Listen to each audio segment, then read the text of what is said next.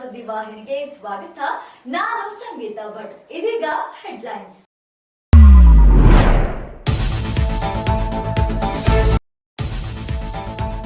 ನಾಳೆ ಅಯೋಧ್ಯೆಯಲ್ಲಿ ರಾಮ ಮಂದಿರ ವಾರ್ಷಿಕೋತ್ಸವ.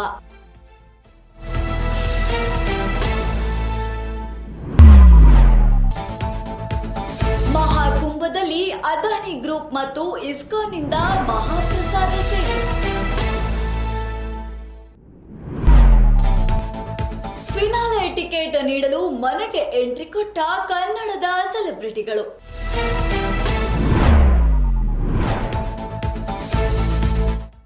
ತಿರುಪತಿಯಲ್ಲಿ ಆಗಿರುವ ಘಟನೆ ದುರದೃಷ್ಟಕರ, ಪರಂ ಹೇಳಿಕೆ.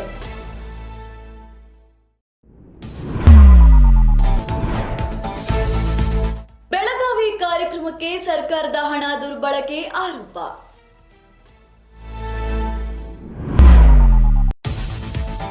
ಲಾಸ್ ಏಂಜಲೀಸ್ನಲ್ಲಿ ಭೀಕರ ಕಾಡ್ಗಿಚ್ಚಿಗೆ ಬಲಿಯಾದವರ ಸಂಖ್ಯೆ 5ಕ್ಕೆ ಏರಿಕೆ.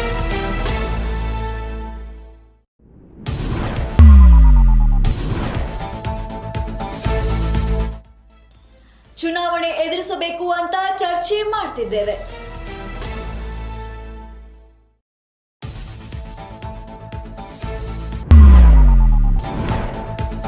ರಾಜ್ಯದಲ್ಲೀಗ ಸರ್ಕಾರದ ಸಹಿ ಮಾರಾಟಕ್ಕಿದೆ. ಹಿಂದೂಗಳ ಕನಸಿಗೆ 1 ವರ್ಷ ಅಂದ್ರೆ ರಾಮ ಮಂದಿರ ನಿರ್ಮಾಣವಾಗಿ ಇಂದಿಗೆ 1 ವರ್ಷ ಸಂಪೂರ್ಣಗೊಂಡು 1ನೇ ವರ್ಷದ ವಾರ್ಷಿಕೋತ್ಸವದ ಸಂಭ್ರಮ. ಅಯೋಧ್ಯೆಯ ರಾಮಲಲ್ಲಾನ ಮೂರ್ತಿ ಪ್ರತಿಷ್ಠಾಪನೆಗೊಂಡು 1 ವರ್ಷ ಪೂರೈಸುತ್ತಿರುವ ಹಿನ್ನೆಲೆಯಲ್ಲಿ ಜನವರಿ 11ರಿಂದ ಜನವರಿ 13ರವರೆಗೆ ಪ್ರಾಣ ಪ್ರತಿಷ್ಠಾನ ವಾರ್ಷಿಕೋತ್ಸವ ನಡೆಯಲಿದೆ. ಈ ಸಲ ಜನಸಾಮಾನ್ಯರನ್ನು ಕೂಡ ಆಹ್ವಾನಿಸಲಾಗಿದೆ. ಜನರಿಗೆ ಜನವರಿ 22ರಂದು ವಾರ್ಷಿಕೋತ್ಸವವನ್ನ ಆಚರಿಸೋಕ್ಕಾಗೋದಿಲ್ಲ. ಬದಲಿಗೆ ರಾಮ ಮಂದಿರದ ಉದ್ಘಾಟನೆಯ ಮೊದಲ ವಾರ್ಷಿಕೋತ್ಸವವನ್ನ ಜನವರಿ 11, 2025ರಂದು ಪ್ರತಿಷ್ಠಾ ದ್ವಾದಶಿ ಎಂದು ಆಚರಿಸಲಾಗುವುದು ಎಂದು ಶ್ರೀರಾಮ ಜನ್ಮಭೂಮಿ ತೀರ್ಥಕ್ಷೇತ್ರ ಟ್ರಸ್ಟ್ ತಿಳಿಸಿದೆ. ರಾಮ ಮಂದಿರ ನಿರ್ಮಾಣಗೊಂಡು 1 ವರ್ಷದ ಸಂಭ್ರಮಕ್ಕೆ ಅದಾನಿ ಗ್ರೂಪ್ಸ್ ಹಾಗೂ ಇಸ್ಕಾನ್ನಿಂದ ಮಹಾಪ್ರಸಾದದ ಸೇವೆ ಪ್ರಾರಂಭ. ಪ್ರಯಾಗ್ರಾಜ್ನಲ್ಲಿ ಈ ವರ್ಷ ನಡೆಯುವ ಮಹಾಕುಂಭ ಮೇಳದಲ್ಲಿ ಭಕ್ತರಿಗೆ ಪ್ರಸಾದ ನೀಡಲು ಅದಾನಿ ಗ್ರೂಪ್ಸ್ ಮತ್ತು ಇಸ್ಕಾನ್ ಮುಂದೆ ಬಂದಿದೆ. ಜನರಿಗೆ 13ರಿಂದ ಫೆಬ್ರವರಿ 26ರವರೆಗೆ ನಡೆಯುವ ಮಹಾಕುಂಭ ಮೇಳದಲ್ಲಿ ಮಹಾಪ್ರಸಾದ ಸೇವೆಯನ್ನ ನೀಡಲಾಗುತ್ತದೆ. ಹಾಗಾಗಿ ಗೌತಮ್ ಅದಾನಿ ಇಸ್ಕಾನ್ ಆಡಳಿತ ಮಂಡಳಿಯ ಗುರುಪ್ರಸಾದ್ ಸ್ವಾಮಿ ಅವರನ್ನ ಇಂದು ಭೇಟಿ ಮಾಡಿದರು. ಈ ಬಗ್ಗೆ ಮಾತನಾಡಿದ ಗೌತಮ್ ಅದಾನಿ, ಮಹಾಕುಂಭದಲ್ಲಿ ನಾವು ಮಹಾಪ್ರಸಾದದ ಸೇವೆಯನ್ನ ನೀಡುತ್ತಿರುವುದು ನನ್ನ ಅದೃಷ್ಟ ಎಂದಿದ್ದಾರೆ. ಬಿಗ್ ಬಾಸ್ ಸೀಸನ್ 11ರ ಫಿನಾಲೆಯ ಟಿಕೆಟ್ ನೀಡಲು ಮನೆಗೆ ಬಂದಿದ್ದಾರೆ ಕನ್ನಡ ಚಿತ್ರರಂಗದ ಮೇರು ನಟರಾದ ಶರಣ್ ಹಾಗೂ Aditi Prabhudev. Big boss Kannada season 11ರಲ್ಲಿ 4 ಫಿನಾಲೆ ಟಿಕೆಟ್ ಪಡೆದುಕೊಂಡಿದ್ದಾರೆ. ಒಬ್ಬರು ಮಾತ್ರ ಫಿನಾಲೆಗೆ ಎಂಟ್ರಿ ಕೊಡಲಿದ್ದಾರೆ. ಫೈನಲ್ ಟಿಕೆಟ್ಗಾಗಿ ಹನುಮಂತು, ರಜತ್, ಭವ್ಯ ಹಾಗೂ ತ್ರಿವಿಕ್ರಮ್ ನಡುವೆ ಪೈಪೋಟಿ ನಡೆದಿದೆ.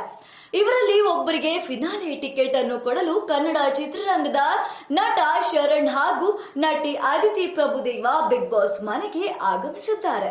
ಈ ಟಾಸ್ಕ್ ಅನ್ನು ಯಾರು ಗೆಲ್ಲುತ್ತಾರೆ ಎನ್ನುವುದು ಎಲ್ಲರ ಕುತೂಹಲವಾಗಿದೆ. ತಿರುಪತಿಯಲ್ಲಿ ಏನೆಲ್ಲ ದುರ್ಘಟನೆ ಸಂಭವಿಸಿದೆ, ಇದೆಲ್ಲ ನಮ್ಮ ದುರಾದೃಷ್ಟಕರವಾದ ಘಟನೆ ಅಂತ ಪರಂ ಹೇಳಿಕೆ ನೀಡಿದ್ದಾರೆ. ದೆಹಲಿಯಲ್ಲಿ ಎಐಸಿಸಿ ಕಚೇರಿ ನಿರ್ಮಾಣಕ್ಕೆ 2009ರಲ್ಲಿ ಅಡಿಗಲ್ಲು ಹಾಕಲಾಗಿತ್ತು. ಬಹಳ ವರ್ಷಗಳಿಂದ ನೆನೆಗುದ್ದಿಗೆ ಬಿದ್ದಿತ್ತು. ಈಗ ಉದ್ಘಾಟನೆಗೆ ಸಿದ್ಧವಾಗಿದ್ದು ಜನವರಿ 15ರಂದು ನಡೆಯುವ ಉದ್ಘಾಟನಾ ಕಾರ್ಯಕ್ರಮದಲ್ಲಿ ಭಾಗವಹಿಸುತ್ತಿರುವುದಾಗಿ ಗುರುವಾರ ಸದಾಶಿವನಗರದಲ್ಲಿ ಗೃಹ ಸಚಿವ ಪರಮೇಶ್ವರ್ ತಿಳಿಸಿದರು. ಇನ್ನು ತಿರುಪತಿಯಲ್ಲಿ ಕಾಲ್ತುಳಿತದಿಂದ ಭಕ್ತರು ಸಾವನ್ನಪ್ಪಿರುವುದು ದುರದೃಷ್ಟಕರ. ಈ ರೀತಿ ಆಗಬಾರದಿತ್ತು. ಮೃತರ ಕುಟುಂಬಸ್ಥರಿಗೆ ಭಗವಂತನು ದುಃಖ ಭರಿಸುವ ಶಕ್ತಿ ಕರುಣಿಸಲಿ ಎಂದರು.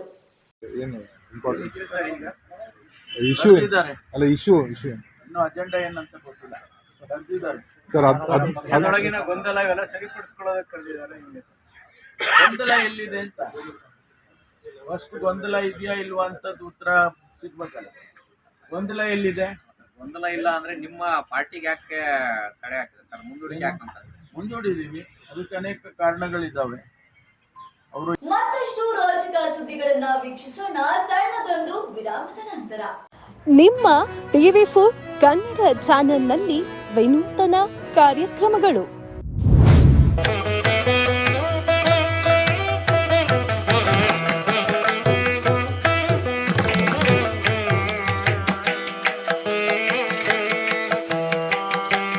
ನಿಮ್ಮ ದೇವಸ್ಥಾನದ ಬಗ್ಗೆ ಸಂಪೂರ್ಣ ಮಾಹಿತಿ ನೀಡುವ ಕಾರ್ಯಕ್ರಮ ದೇಗುಲ ಮಹಿಮೆ.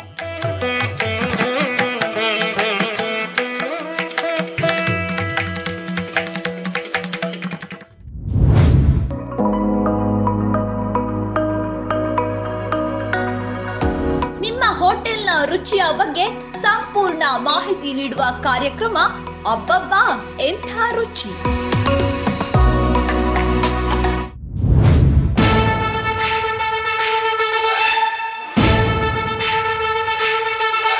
ಸಮಾಜ ಸೇವಕರ ಬಗ್ಗೆ ಜನತೆಗೆ ತಿಳಿಸುವ ಕಾರ್ಯಕ್ರಮ ಜನರೇ ಮೆಚ್ಚಿದ ನಾಯಕ.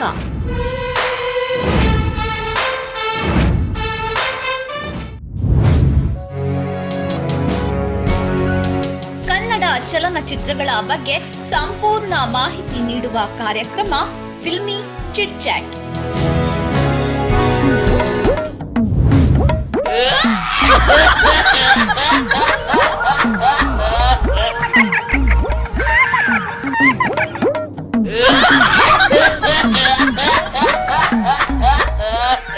ವಿನೂತನ ವಕ್ರ ಕಾರ್ಯಕ್ರಮ ಟೋಪಿ ಲಾಲ.